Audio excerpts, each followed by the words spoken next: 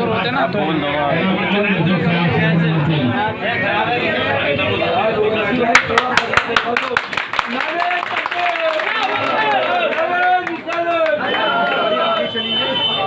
भाई बैठ जाते बैठ के दिख जाएगा आपको। और मेरे मजलिस के रुकना और मेरी माएँ बहनें जहाँ तक मेरी आवाज़ जा रही हो सभी को अदबन सलाम अर्ज़ है।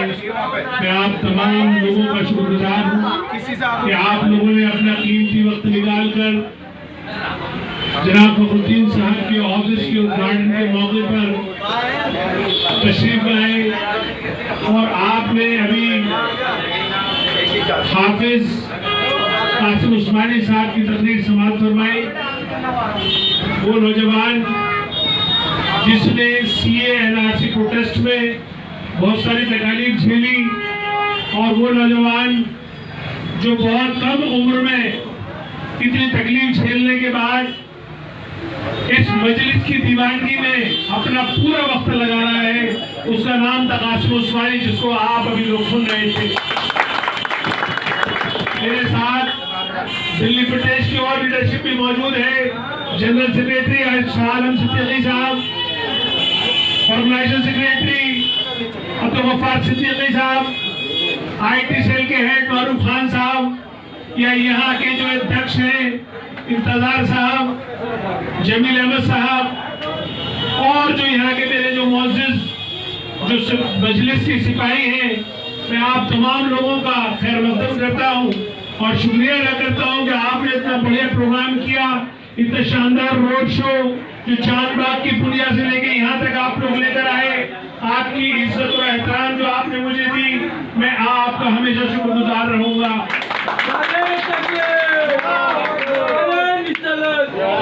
लेकिन दोस्तों बुजुर्गों, मैं आपको खुशखबरी देना चाहता हूँ। मैं आपको ये बताना चाहता हूँ कि आप लोगों ने जो पिछले 1 साल से मेरे साथ मेहनत की है, उस मेहनत का आज मुझे फल नजर आया। मैंने आपके चेहरों पे चमक देखी, मैंने आपके नारों में वो जोश देखा कि मुझे ये लग रहा है कि इंशाअल्लाह अब बहुत ही जल्द मजलिस का परचम इस वार्ड से लहराएगा। जिस तरीके से पूरे दिल्ली का क्या पूरे हिंदुस्तान का जो सियासी माहौल हमारे लिए तंग किया जा रहा है, जिस तरीके से जिंदगी के तमाम शोबों में हमारे लिए इम्कानात बढ़ते चले जा रहे हैं, जिस तरीके से हमारी बच्चियों के हिजाब पे सवालिया निशान है, जिस तरीके से हमारे बच्चों के कारोबार पे या बच्चों के रोजगार पे जो मुतासिबाना नजर है, जिस तरीके से हमारी तालीम के मौके छीने जा रहे हैं या यूं गई है जिस तरीके से हमारा इस्तेमाल किया जा रहा है, ऐसे मौकों में सिर्फ एक ही हल है। वो हल ये है कि आप लोग सियासी तौर पर मुत्तहद हो जाए, अपने परचम को अपने हाथ में उठा ले, अपने प्लेटफॉर्म को अपने सीने से लगा ले और आपका जो कायद है बैरिस्टर सुल्तान ओवैसी साहब, उसके एक एक आदेश को, एक एक हुक्म को बजा लाए। क्योंकि इससे ज्यादा और संगीनी, इससे ज्यादा और इम्तिहान मेरे ख्याल से नहीं हो सकता। क्योंकि सबसे ज्यादा जो दर्द झेला वो इसी इलाके ने झेला। जैसा अभी कासिम उस्मानी ने कहा कि इस इलाके ने वो जो दंगों का जो दर्द झेला, उससे ज्यादा जो बेवफाई उनसे झेली जिनको आपने जिताया था। मेरी मुराद अरविंद केजरीवाल से है। अरविंद केजरीवाल साहब ने भी हमारे पीठ में चुना घोंपने में कोई कसर नहीं छोड़ी, और इससे ज्यादा जो 70 साल में हमारा बुरा हाल किया है वो कांग्रेस है। तो सवाल ये है कि ये कांग्रेस या आम आदमी पार्टी, इन दोनों ने हमारा इस्तेसाल किया, हमारा बुरा हाल किया, और बीजेपी से तो शिकायत ही हम क्या करें, वो तो हमारे वजूद की दुश्मन है। वो तो चाहती है कि हम सेकंड ग्रेड के शहरी बन जाए। वो तो हमारे संविधान में यानी हमारे आईनी कानून को भी बदलना चाहती है। वो बार बार मुदाखलत करती है कि हम क्या खाएंगे, क्या पहनेंगे, किस तरीके से हमारे यहाँ की शादियाँ होंगी, या किस तरीके से हमारा जो मुस्लिम प्रसन्ना है वो कैसे डिस्टर्ब होगा। तो बीजेपी और RSS रात में हमारे खिलाफ ये साजिश करते रहते हैं। तो सवाल अब ये है कि ऐसे हालात में हमें करना क्या है, ऐसे हालात में कौन सा रास्ता है कि जिससे कि हमारे मसाइल भी हल हो और हम भी हिंदुस्तान में, खास तौर से हिंदुस्तान की राजधानी दिल्ली में इज्जत की जिंदगी जिए।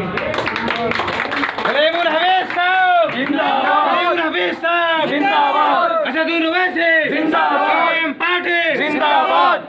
तो यकीनन एक ही रास्ता है कि हम सियासी तौर पे मुत्तहिद होंगे, और सियासी तौर पे मुत्तहिद होने का जो मुजाहरा है वो इलेक्शन में होता है। इलेक्शन एमसीडी का बहुत नजदीक है, अभी 2-4-5 दिन में आचार संहिता लग जाएगी, फिर नॉमिनेशन फॉर्म भरे जाएंगे, तमाम पार्टियों के नुमाइंदे आएंगे और वो नुमाइंदे आपको तरह तरह की बातें करेंगे। लेकिन मैं आपको दोस्तों बुजुर्गों एक बात बताना चाहता हूँ, ताकि ये बात आप आम तक भी पहुँचाइए, आम घरों तक भी पहुँचाइए कि बहुत हुई दावेदारी, अब की बारी ये जो नारा आपने पोस्टर पे लगा देखा होगा, हमारे प्रदेश का नारा है ये, क्योंकि हमें मालूम है कि गुलामी की जिंदगी, गुलामी की 100 साल जिंदगी से आजादाना एक लम्हा भी बेहतर है। तो इंशाअल्लाह ताला एमसीडी 2022 के इलेक्शन के रिजल्ट से हमारी आजादाना जो सियासी जिंदगी होगी वो शुरू होगी इंशाअल्लाह ताला। शराफुद्दीन ओवैसी साहब से भी मैंने दरख्वास्त की है कि पिछली मरतबा भी हम उनका प्रत्याशी यहाँ से लड़ा था, लेकिन वो किसी वजह से इस वार्ड में नहीं आ सके थे। इस मरतबा मैंने उनसे वादा करा लिया है कि वो एक से ज्यादा मरतबा आपके इलाके में तशरीफ लाएंगे, और उनको मैंने एहसास भी कराया है इस बात का कि पूरी दिल्ली एक तरफ और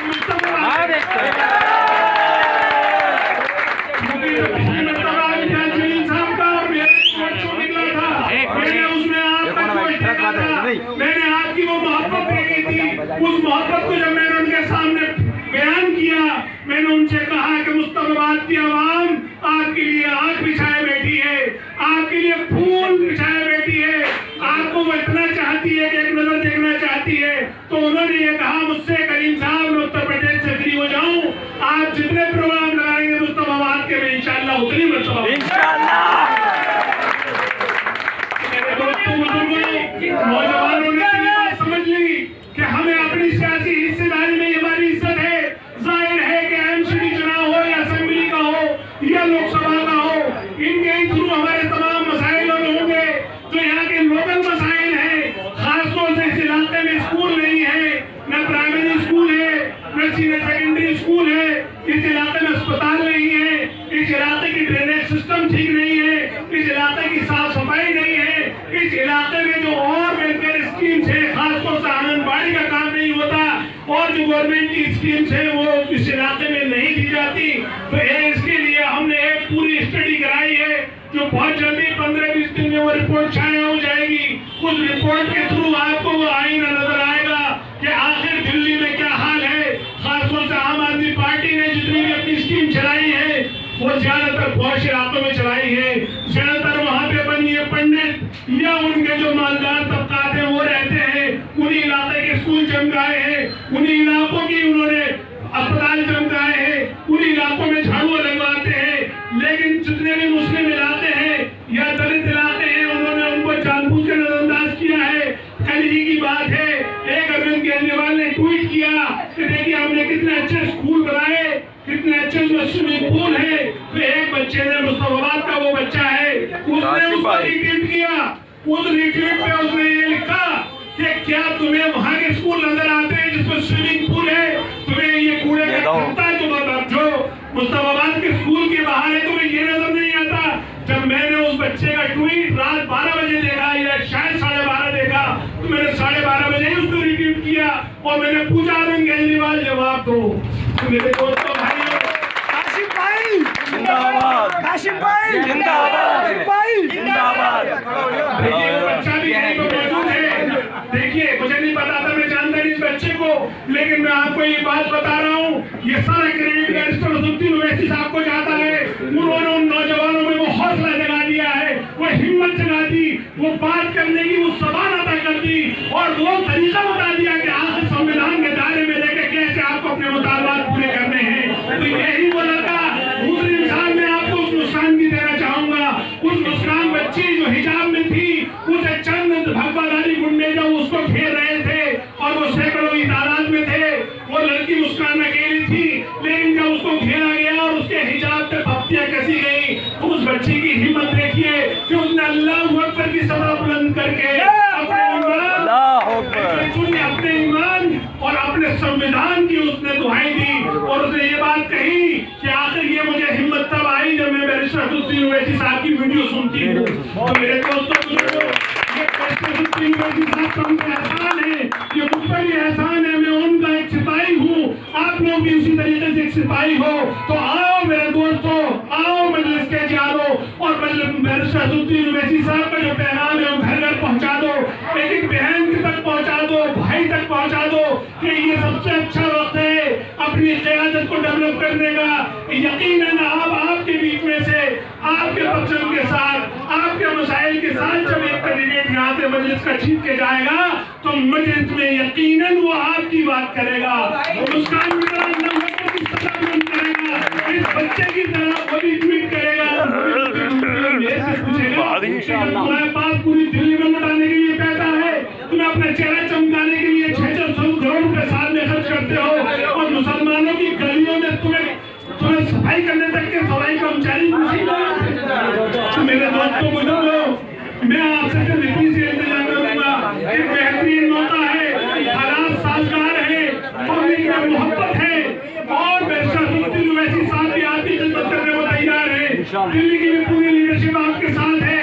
तो आइए और मजलिस के परचम को उठा लीजिए और यकीन मानिए कि कामयाबी आपका इंतजार कर रही है, सिर्फ आपको होश में रहना है, अपने जोश को काबू में रखना है। आपने कोई ऐसा काम नहीं करना जो संविधान के से बाहर हो, या ऐसा काम नहीं करना जिससे मंचन खराब हो जाए, क्योंकि अब आपका चीज आपका मुकद्दर बन चुकी है। मुझे जो अंदाज है मुझे ये है कि बहुत बड़ी लीड से जीतने वाले हो इंशाअल्लाह, लेकिन मसूदी साहब आप या कोई भी यहाँ के जो भी चुनाव लड़ेगा उसको ये काम करना है कि इस मरतबा इलेक्शन की जो अप्रोच है वो साइंटिफिक रखनी है।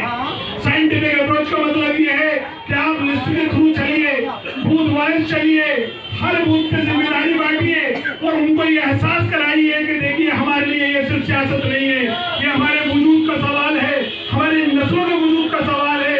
इसलिए आपको बहुत ही प्रोफेशनल के साथ, ईमानदारी और दयानतदारी के साथ काम करना है और इस तरीके से काम करना है कि जीत का मार्जिन तो बढ़ जाए, कहीं ऐसा ना हो कि जीत सामने देखकर वो बिल्कुल मुतमईन होकर बैठ जाए, उन्हें आखिर तक मेहनत करती रहे।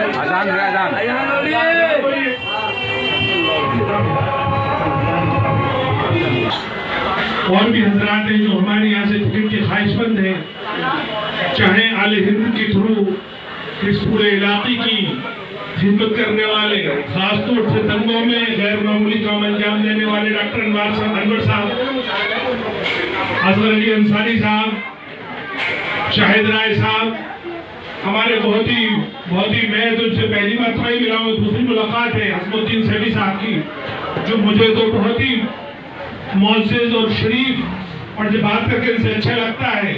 तो इस तरह की हस्तियाँ आज मजलिस के परचम को और मजलिस के चिराग को जला रही हैं। तो मैं तमाम लोगों का, हाँ असगर साहब नहीं है लेकिन उनका भी, वो भी यहीं से टिकट मांग रहे हैं। मेरे लिए सब अजीज हैं। टिकट देना, टिकट मांगना और टिकट मिलना एक अलग प्रोसेस है। वो तो इसलिए प्रोसेस है, हर पार्टी में ये होता है, कुछ लोग टिकट मांगते हैं, किसी को टिकट मिलता है, लेकिन मैं और मेरी टीम जो काम कर रही है वो किसी एक फर्द के लिए काम नहीं कर रही।